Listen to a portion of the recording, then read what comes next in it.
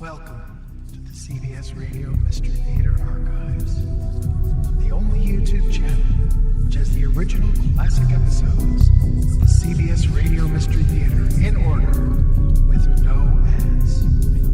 Thank you for listening, and now, enjoy the show.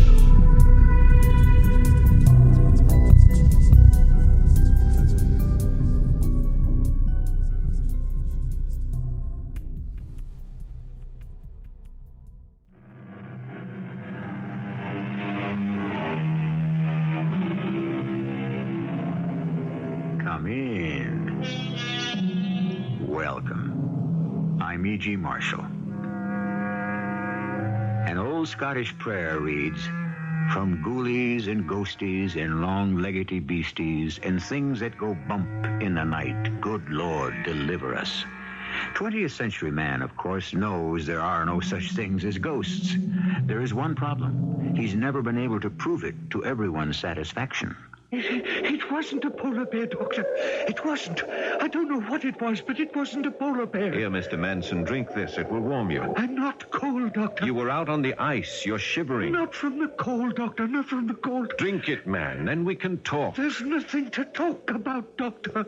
I just want to get off this cursed ship.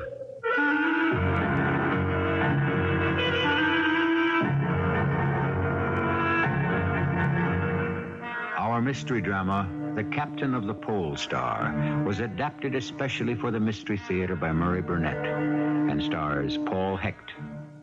I'll be back shortly with Act One. If I say Sir Arthur Conan Doyle, what leaps to your mind? Quickly. Of course, Sherlock Holmes.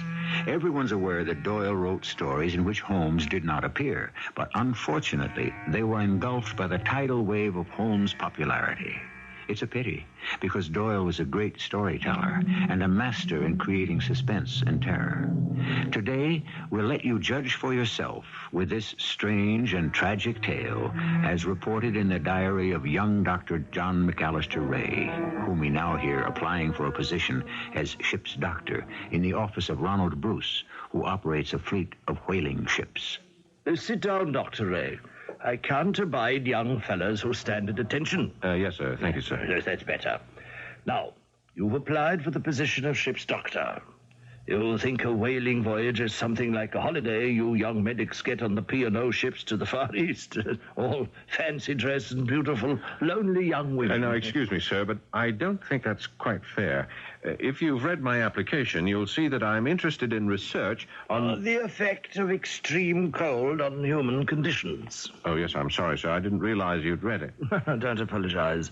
I like young men with spunk. Can't be a good doctor unless you've got some courage. And you'll need a lot up where these whalers go.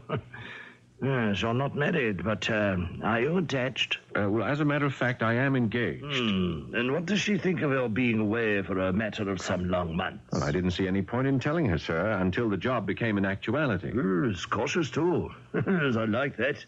I suppose I'd better get right down to it.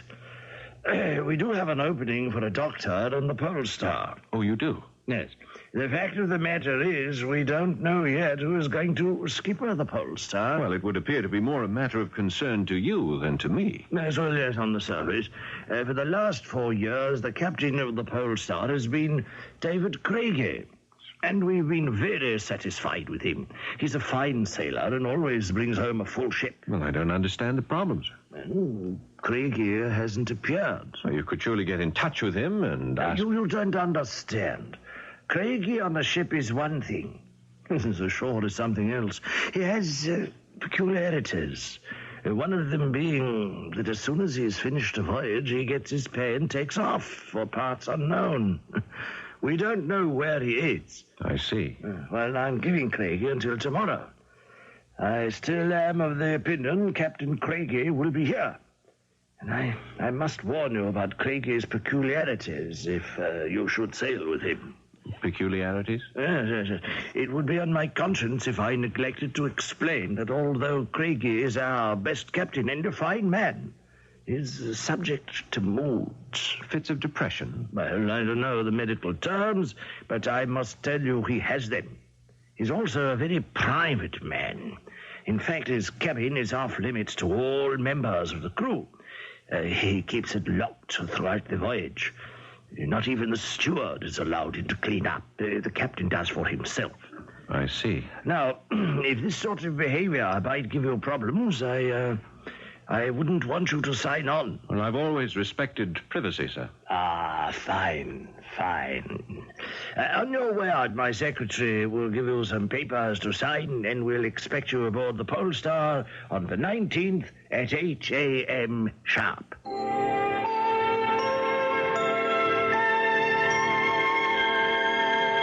Flora, you haven't eaten a thing. Why did I have to fall in love with such an insensitive man? Now, that's an unreasonable statement. Is it? Here we have our first dinner. I mean, the first dinner I cook for you. And I'm all happy and excited, and so are you. But not about the dinner, no. You're happy because you're going away and leave me for 4 months. Well, I'm sorry, but I thought you understood. I don't have the money to open my own practice. With the money I'll be able to save from my pay on the POLESTAR, and with the bonus that's practically assured if Captain Craigie shows up. John, we've been engaged for only 5 weeks, and you're actually happy about the idea of being separated for 4 months. Well, I'm not happy about the separation, but I am looking to the future for us. I just don't want you to leave me. Darling, this isn't like you. We've discussed the problem that comes with being a doctor's wife and all the separations it might entail, and now all of a sudden... I know. But call it woman's silliness or whatever you like. There's something about this voyage that frightens me. Something I feel, something bad. Flora, darling, believe me, if you could tell me one thing, one solid fact that has brought this feeling on you, I won't go. I love you, Flora, but you do see the logic in what I'm saying. That's why I'm so unhappy. Because I have no logic. Only intuition. And, John, I'm afraid. Terribly afraid.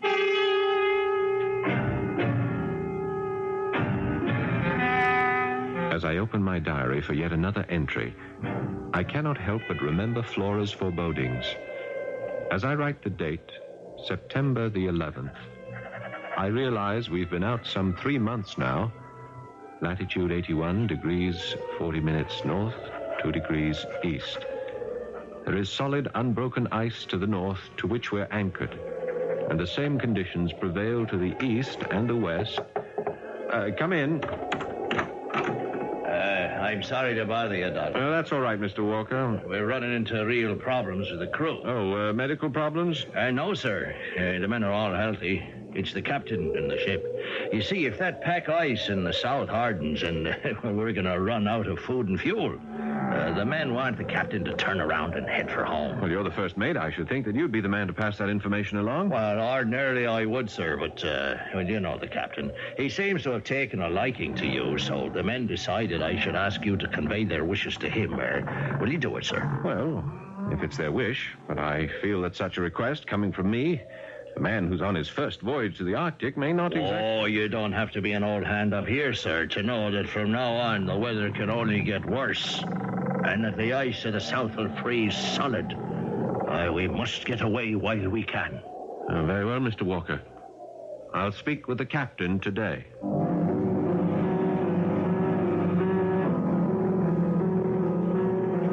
After noting in my diary that the northwest corner of Spitzbergen was visible on the starboard quarter, I went up on deck and found the captain leaning against the rail, staring over the ice to the north. Good morning, Doctor. Good morning, Captain. Finished with your diary for the day? Not quite, sir. I'll have to record the results of this conversation with you. Do you write down all our conversations? No, sir, but this is different than our usual small talk. Could it have anything to do with the visit of Mr. Walker to your cabin earlier? You don't miss much, do you, Captain? A good skipper runs a tight ship. Well, as a matter of fact, I may be out of line here, sir, but I promised Mr. Walker I'd speak to you, so here goes. The men are unhappy about staying here.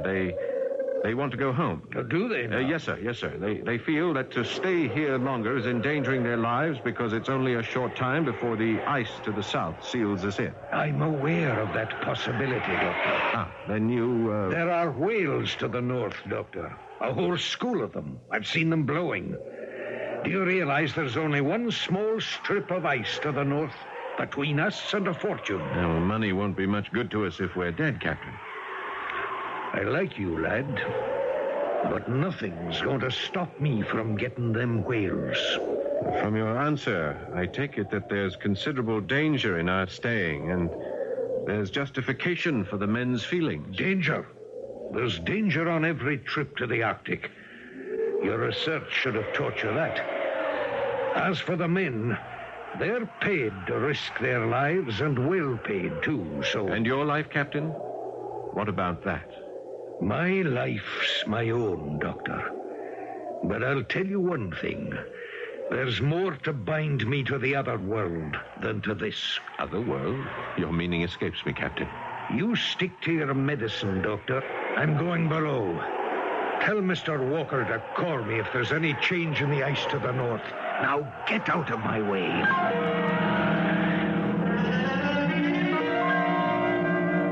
I informed the first mate of the captain's decision, wrote it up in my diary, and turned in early.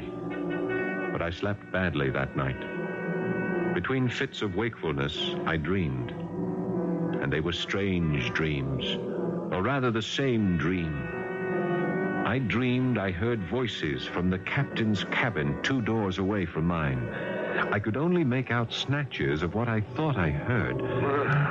Nay, lass. Nay. Why do you keep me? Selfish.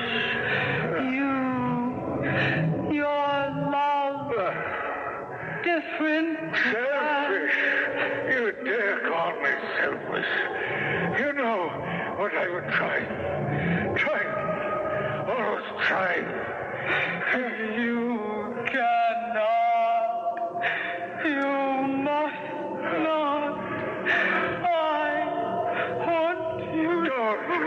Don't say it, lass. For love's sake, don't say it.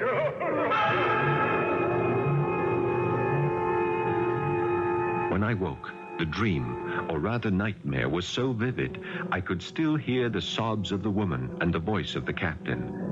I began to wonder, was it a nightmare? No. I dismissed the thought until breakfast. Captain, may I have permission to take a foraging party out on the ice at noon? No, Mr. Walker, you may not. But we might be able to pick up some polar bear meat or other animals, and that would... And you might also lose a man or two in the ice holes. I feel the wind's going to shift, and we'll be able to break through to the north and get to the whales. Sir, the men are restless, and any kind of activity Then would... put them to work on the brass, Mr. Walker. Well, it isn't only that, Captain. It's... Well, mister? It's nothing, sir. I guess it's just superstitious sailors who claim to hear strange cries and meowlings at night. You have your orders, Mr. Walker. I'm going topside and look for that wind shift. Doctor? Yes, Mr. Walker? Does the captain... Well, I mean, in your opinion, is he... is the captain in full possession of his senses? Now, that's a sobering thought. In a world today where dictatorship is fashionable, no one has ever questioned the absolute authority of a captain when his ship's at sea. However, suppose this man who controls the destiny of his ship and crew is mad. That problem is one that will be faced in our second act. Madness takes many forms, in literature as well as life. People may argue that in Moby Dick, Captain Captain Ahab's frenzied pursuit of the legendary white whale was a form of insanity. But there, at least, the crew and everyone concerned knew exactly what drove Captain Ahab. The question facing ship's Dr. John Ray on his first whaling voyage was not only, is Captain Craigie sane, but what form did the dark demons that were driving him take? Because there was no question that the captain of the POLESTAR was a driven man. What is your opinion of the captain's state of mind, Doctor? Well, I'm not prepared to make any professional diagnosis, Mr. Walker, but it's obvious that there's something on his mind. Well, I'm just wondering whether it's the same thing that's on a lot of the men's minds. You mean about getting trapped on the ice here? No. About the sobbing and the crying and wailing that goes on in the night. Have you not heard it, Doctor? No. Well, I have. And so have most of the men. I heard it ever since we left Dundee. Almost like it was following us. And screeching and begging to be taken aboard. You think these noises have something to do with the captain's state of mind? Well, it is likely. I mean, he's human just like the rest of us. Have you spoken with him about this matter? No, Mr. Walker, because I think there's a perfectly natural explanation for the sounds you describe. The creaking of a ship, the sloshing of water in the scuppers, the rubbing of the hull against the ice, any one of those would explain... Doctor, now, I've followed the sea all my life. This is your first voyage. I'm a hard-headed man, and I tell you, no ship ever made the noises I heard. Then what do you think they are? I don't care to say. All right, then I'll say it for you. You evidently feel that these noises are... ghosts or something from the spirit world or caused by some other supernatural force. After the first mate had left and gone about his business, I recalled my nightmare. For the first time, I wondered whether I had dreamed what I had heard or whether I indeed had heard the same sounds that Walker and other crew members were talking about. I decided there wasn't much to be gained by speculation, so I went up on deck. Doctor, come here a moment. Captain. Look, yonder. Northward, over the ice. You see it, don't you? What? Over there. Just now coming out between their hammocks. You must see it. I'm very sorry, Captain. There's nothing there. Blast you for a blind idiot. Use your eyes. There. Moving off now to the west. There. No, easy now, Captain.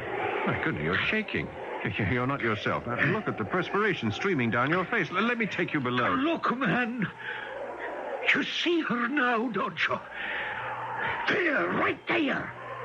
Flying from me, by God. Flying from me. Gone. Easy, Captain. Let me help you below. Here, Captain. Take another swallow.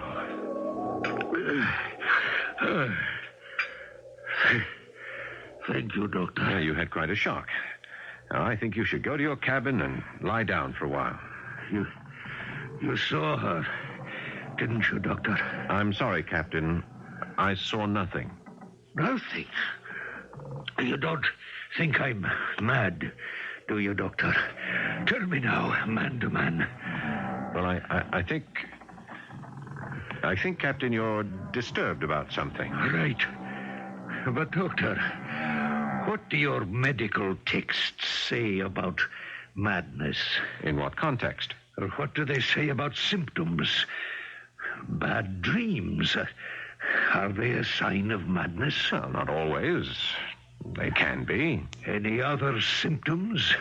Let me hear some of them. Well, hearing voices is significant. And other symptoms? Severe headaches.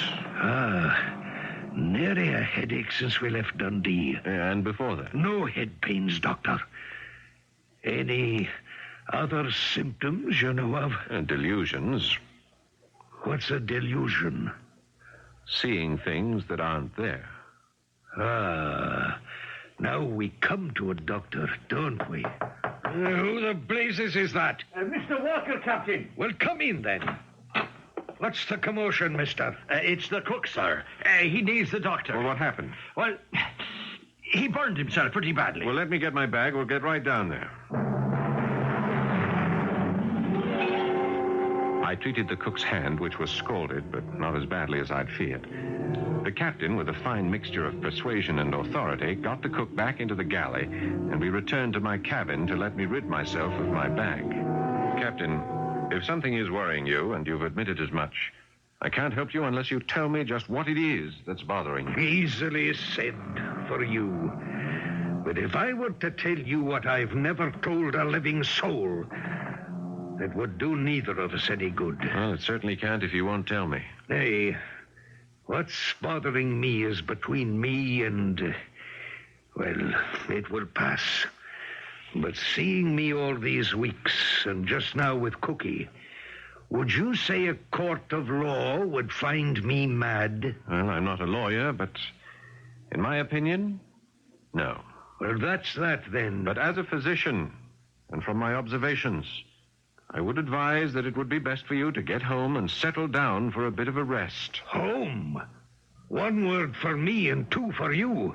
You'll settle down with your pretty wee Flora, whereas The wind! She shifted. There's a crack in the ice to the north, and we might just be able to get through if you'll come topside and take a look. Shortly after the captain went up on deck, I felt the ship shudder and start to move slowly through the ice. I had some work to do on some specimens, so I stayed in my cabin. The movement of the ship northwards was unfortunately short-lived. After no more than 10 minutes, the POLESTAR came to a grinding halt. I went up on deck to find both captain and crew vastly disgruntled. But that was nothing compared to what occurred during the night. Doctor, open up. It's Mr. Walker. It's 3 o'clock in the morning. What is it, man? Come up on deck and you tell me, Doctor. Well, wait till I get some clothes on. I'll be right up. Oh, for the love of heaven, make it quick. Right. I'm afraid to stand watch alone. Well, Mr. Walker, what's this all about? Shh. What? Quiet, man. Listen, and you'll hear it. I don't hear anything. It came from the bow, a keening and a sobbing of a little child. And then it changed as I went forward to look. I swear it came aboard and went down below. I was afraid, but I followed it. Oh, Doctor, I tell you, it went right into the captain's cabin. And then it stopped. And that's when I woke you. And since then? I've been listening. Have you ever heard of self-hypnosis? I know what I heard. And whatever it was, it's down with the captain now. He's quieted it. That's it. Now, you want to come with me to the captain's cabin and ask him about it? Certainly not. The captain has enough on his mind without me barging in at this hour. Well, then I agree with you, Doctor. There's something on his mind, all right. And I tell you, it has to do with his ship. There's a curse on it. Yes, well, I'm going to get Mr. Benson. Are you coming with me? As close as I can.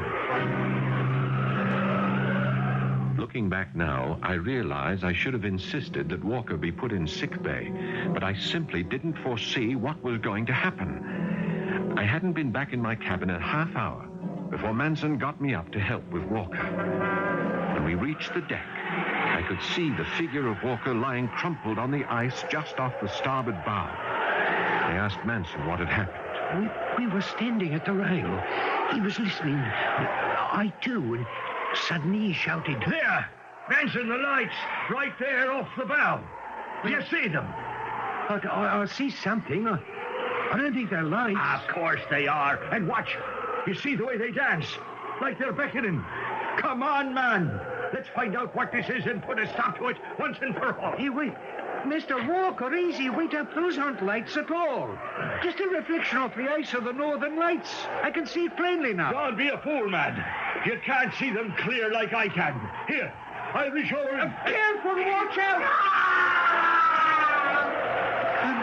Doctor, the next thing I knew, he was over the side and falling to the ice. I didn't think I should move him, so I ran up and got you. Well, good thinking. Now give me a hand. We'll get him back on board.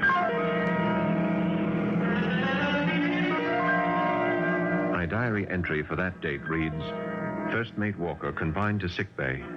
Weather seems to be getting bad. Ice behind us closing in fast. Crew worried, sullen, almost to the breaking point.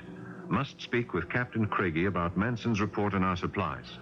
Found the captain pacing the deck. Good morning, Doctor. How's Mr. Walker? Well, condition satisfactory, sir. He had a bad blow on the head when he struck the ice, but fortunately no concussion. Then he should be up and about and back on duty tomorrow. Well, I don't know about tomorrow, sir, but perhaps the next day. And see what you can do to speed his recovery, Doctor. We need him. He's a good man. Yes, sir. Did you see Mr. Manson's report on our supplies? Half a tank full of biscuits, 3 barrels of salt meat, a limited supply of coffee beans and sugar. Ah, then you have read it. I told you, Doctor, that I'm in complete control of my faculties. Yes, sir. But then you must surely be aware that those supplies won't last for more than 2 weeks. And the crew is up in arms. Don't worry about the crew, Doctor. I've called for a meeting with all of them. And I expect you to be there, on the main deck at 2 p.m. sharp.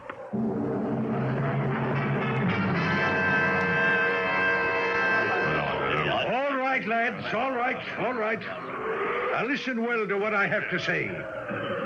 Now, I got you into this fix, and I'm not denying it looks like there may be some hard days ahead. But you shouldn't be bitter.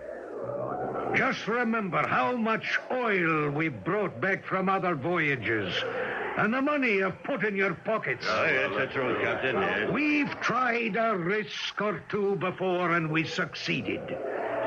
But if we fail now, there's still no cause for panic. Yonder's the coast of Spitzbergen. And if the worst comes to the worst, and the ice closes in behind us, we can make land across it and stay alive until spring. But it won't come to that. Take my word for it. It'll be half rations for everyone for the time being. But keep your heads and hearts, and I promise that you'll pull through and come out rich. The quality of leadership is the most intangible of all character traits. In all history, every leader was able to persuade his followers, whether they were crewmen or people of a whole nation, that they could trust him. All too often, that trust was misplaced. But was it to be so with the captain of the POLESTAR? We'll find out in Act 3 shortly. Webster's dictionary defines euphoria as a feeling of well-being or elation, especially one that is groundless or inappropriate to the situation. Some people live in this state all their lives. Others spend their lives in despair. It's really a difficult matter to attain a happy medium. But as for the crew of the POLESTAR, they were definitely euphoric. Captain Craigie's speech had an amazing effect upon everyone aboard the POLESTAR. Forgotten was the shortage of rations, the ominous increase in the wind, the dropping temperatures, and the ice all around us. Even more startling was the fact that everyone seemed to have put aside their fears about the strange noises and eerie occurrences which had the crew believing the ship to be cursed. And then shortly before noon the following day, Captain Craigie succeeded in amazing me. He was standing at the rail with his sextant, preparing to shoot the sun, when he called out to me, Doctor, would you mind joining me? Ah, good morning. How are you today, Captain? In control, Doctor, in control. I wonder if you'd do me a favor. Certainly, sir, certainly. I'll be shooting the sun shortly, and I must be sure when it's exactly noon. Here's the key to my cabin. Would you be so kind as to run down and check your watch with my chronometer and come back and let me know exactly when it'll be high noon? Well, Doctor? Yes, of course. I'll be right back, Captain. I was dumbfounded. No one had ever seen the inside of his cabin, and here I was with the key. I went down, and I must admit, as I opened the door, my heart beat faster. The cabin was a model of neatness. But there was one thing that dominated the entire area. a startlingly lifelike portrait of a wondrously beautiful woman. I checked the chronometer, watched always by the brilliant eyes of the woman in the portrait, returned to the deck, and waited till the captain had completed his calculations. Well, Doctor? Your key, sir. Thank you. Did you see her? You mean the portrait? What else, man? I saw it. Well, what did you think of it? She's a wondrously beautiful woman. Doctor, do you believe that long before something happens to us, we prepare for it, even unconsciously? I'm not sure I understand, Captain. No matter. You'll find what I said to be true someday. Well, we still have the whales, Doctor. They're still there waiting for us, whatever else may be in store. With all due respect to your superior knowledge of the Arctic Ocean, Captain, I submit we're never going to get through to the whales. And you don't like the prospect of wintering on the coast of Spitsbergen and living off the land? Do you? Oh, it doesn't matter to me, Doctor. But I shall ask another favor from you. Yes, sir? I'd like you to witness my will. In fact, I'd like you to be there when I draw it up. Let's say tomorrow afternoon. In all honesty, I must say here that my diary shows I was deeply disturbed by the captain's attitude. Certainly my latest conversation with him raised serious doubts as to his sanity. If he were truly mad, then it would be my duty as ship's doctor to have him relieved of his command. And while I was wrestling with this dilemma, night fell, bringing with it a numbing terror that drove all else from my mind. I was pacing the deck. The night was at its darkest, when I suddenly heard Benson call... Doctor! What? It's back. Can you not hear it? Hey, don't tell me that's from the ship. No, Mr. Benson, I shan't. But let's find out together just what it is. It came from the bow again, I think. Yes, I think so too. Come on. Hello? Hello? Whoever you are. Can we help you? Can you hear me? What's the trouble? Doctor, look. There on the ice. Moving away from us. See? Yes. A point shape. Yes, I see it, but I think it's a polar bear. A polar bear? No polar bear ever made sounds like that. How do you know? It could be wounded or ill. Now look, doesn't that walk like a bear? I don't know, but maybe you're right. Where are you going? To get a rifle. If it's a bear, I can kill it. It'll certainly help our meat supply. Well, I don't see anything now that we're out here on this ice. Do you, Benson? The moon went behind a cloud. Yes. Maybe when it comes out again. But I can tell you now, I'm worried about the weather. It looks to be making up for a blow. Well, we won't go too far from the ship. There, I think I see it. Where? Over to your right, about 200 yards ahead. Oh, I got it. You better stay back, Doctor. If it's a bear, it can be dangerous. I have the rifle on. I can see it almost clear now. It's moving slowly. I'll have it in my sights soon. Benson, is it a... No! Lord in heaven! No!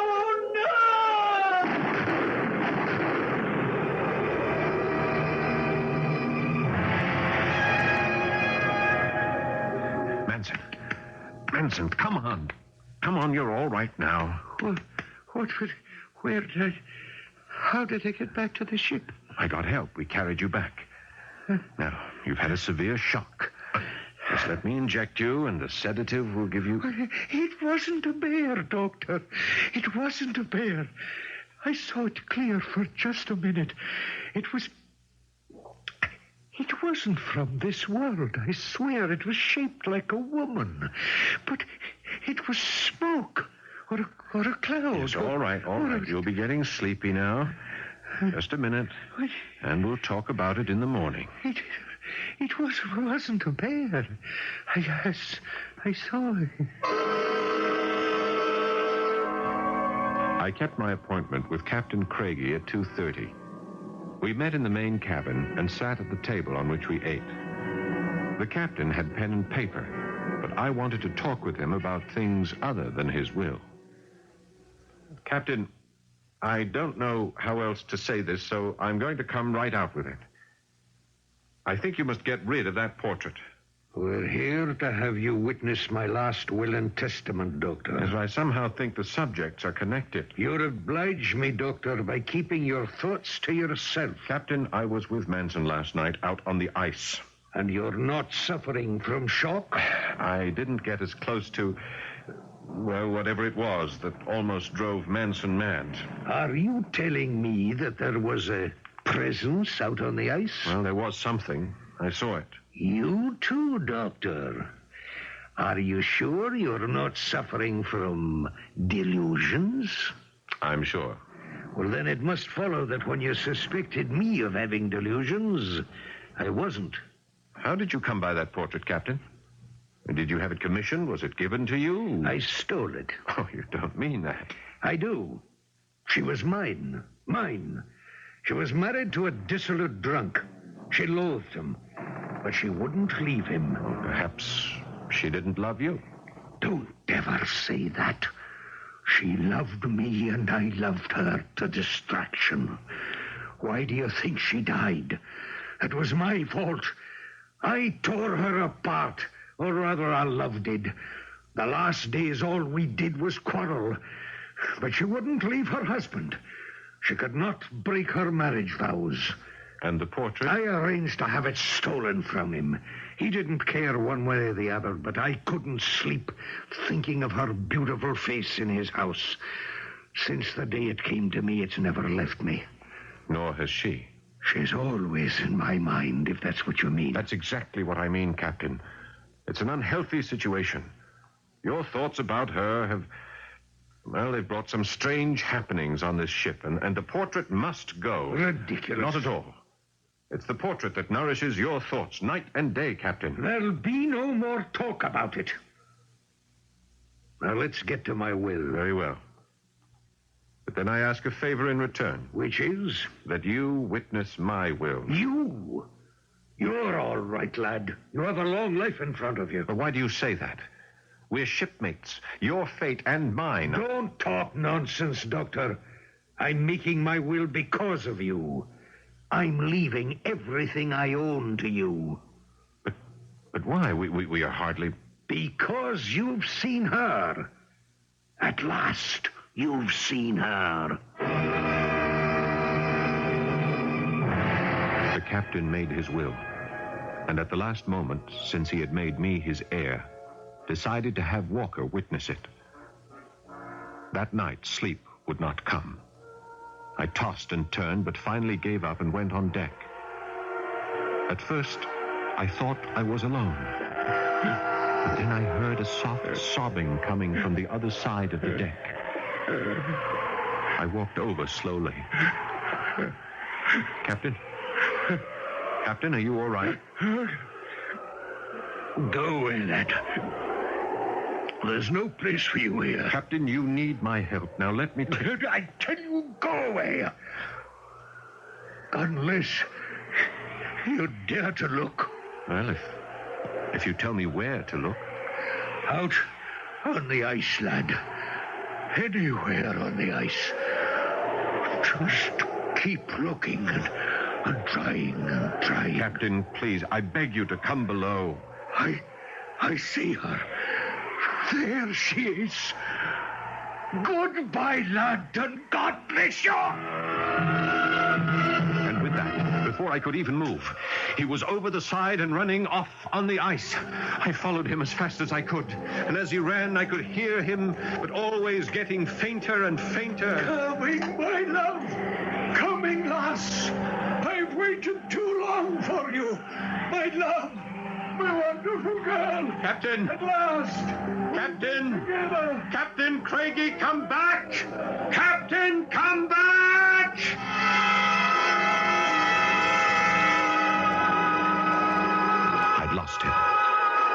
further search on the dark ice was useless. The next morning, Mr. Walker and I set out to trace him. Here.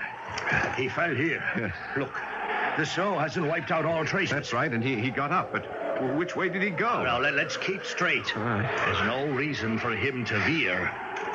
Or was there, Doctor? Well, don't ask me. I didn't see anything in the dark. That's what he did, eh, Doctor? Yes, well, thought he did. Well, come on, let's go on. There, look, straight ahead. Well, come on, man. Oh, no. There's no hurry, Doctor.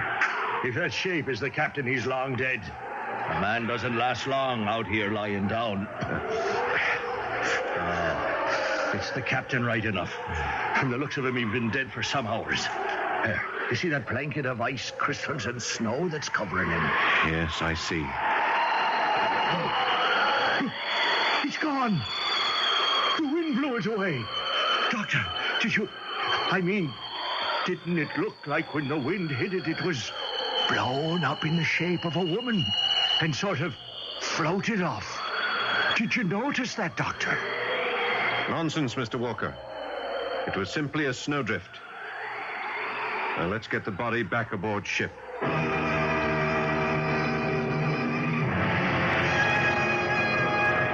Perhaps it was a trick of the eye or mind, but it did appear to have the form of a woman drifting away on the wind.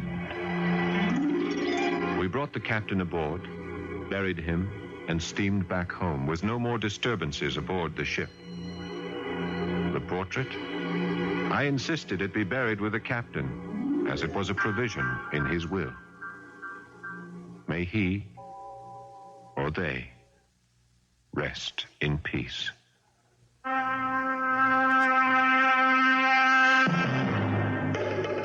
Certainly today, the great nations of the world are exploring the possibilities of telekinesis and ESP for their own uses.